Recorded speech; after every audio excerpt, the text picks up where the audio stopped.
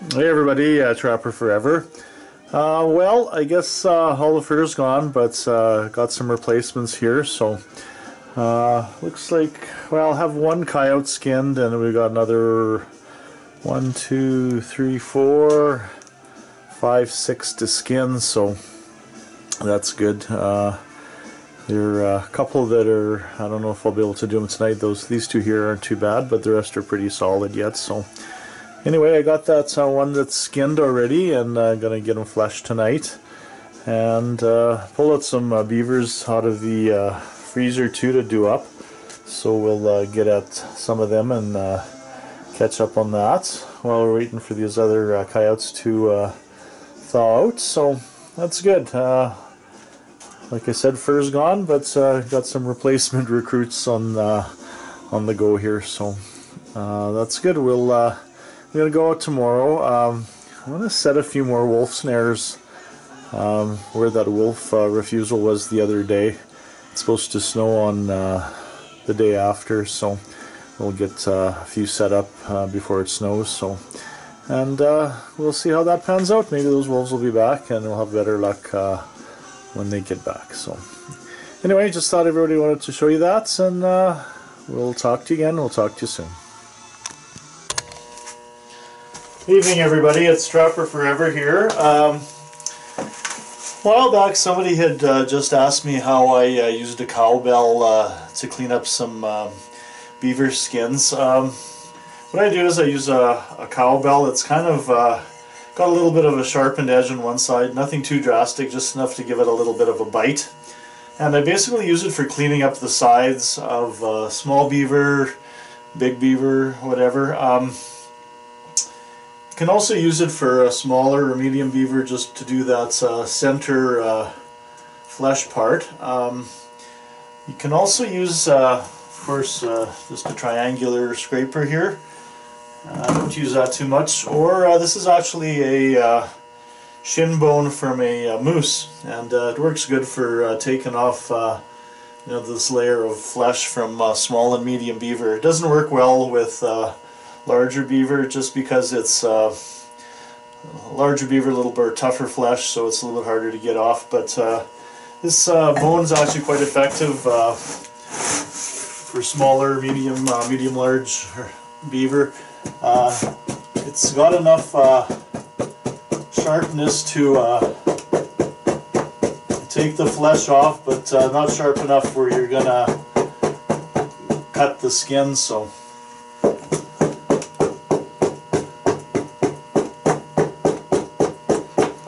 as you can see, it comes off fairly well. I guess you could use a knife as well on your knee or what have you, but I kind of prefer this to do this part. So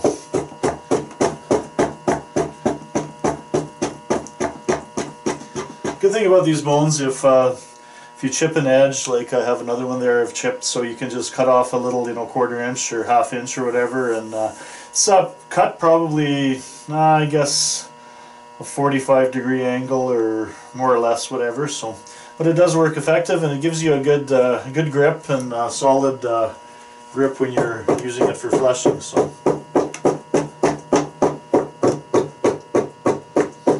it's a little bit warmer out there today. I think it's minus 13 for a high today.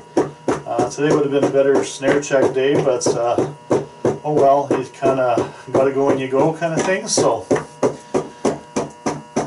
and yeah, this thing works quite effective actually for getting the flesh off. And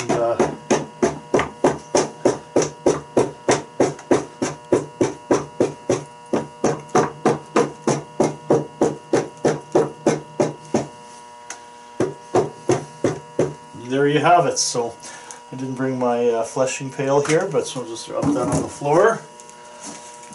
And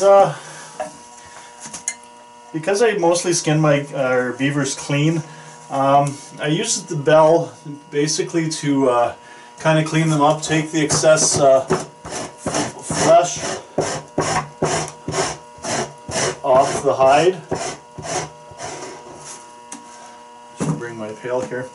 thing I like about it is you can scoop up the fat in the bell and then dump it into the bucket, so it works quite good that way, eh? So, and like I said, use a bell for taking the side. So there's a little bit of side fat left in the pelt, so just use that. And like I say, you can dump it into your bucket or whatever. So this beaver was in the freezer for oh boy, I think this might be a last year's beaver yet, so getting kind of on the freezer burnt side. So anyway, like I said, you can scoop it up and pop it into the pail. And then what I do, I'll do the same. This chair I have, you can adjust it to different levels or whatever, so I'll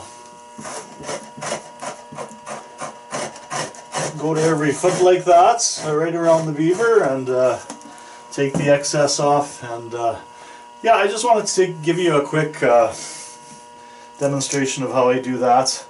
I won't do the whole hide just for time constraints or whatever, but got a few beavers here to do like that, and those coyotes, I brushed some of them out, so I think be able to skin a couple tonight. So anyway, just thought I wanted to show you that, and we'll talk to you again soon.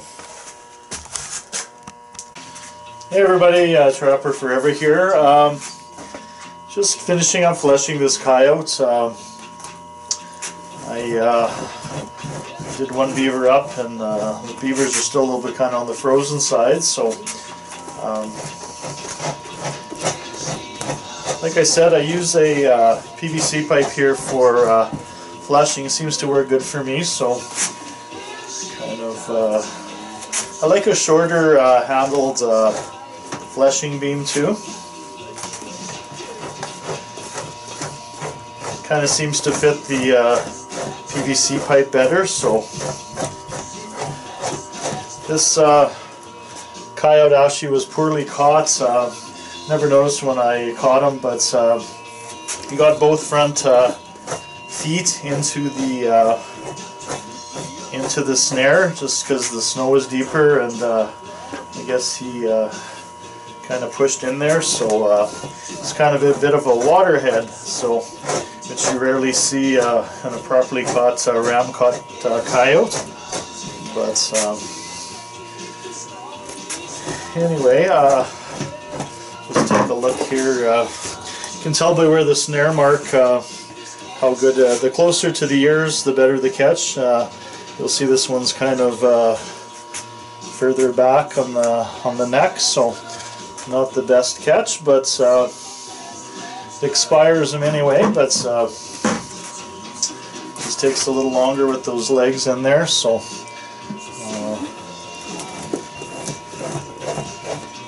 yeah, so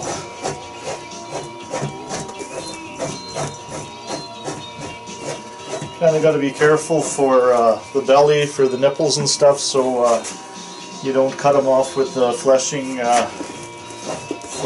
knife. Don't mind sewing, but if you don't have to, you know, save some time when you got lots of stuff to do. So good to have a pail handy, just to put this stuff in, and then you can use it for the bait pile or what have you. So anything that's going to bring the birds in this time of year is welcome. The bait's getting kind of a little scarce this time of year. Hunting's been over for a while, so anyway.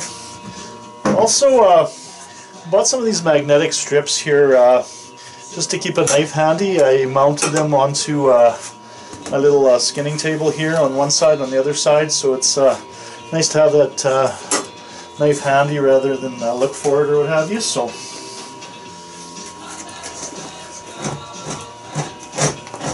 this coyote wasn't, well, seemed fatter, that's for sure, but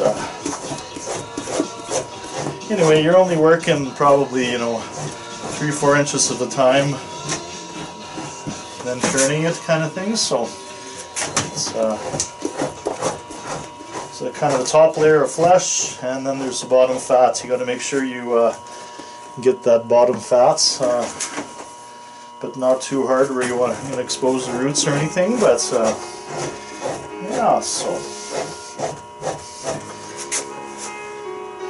it's nice having a TV at the workshop here and some music playing. Kind of, I found that I'd be upstairs watching hockey rather than being down here, so having a TV down here is kind of nice to keep some background noise and what have you. So anyway, I'm going to continue with this. I just wanted to show you a little bit of fleshing and that magnetic strip for the knives.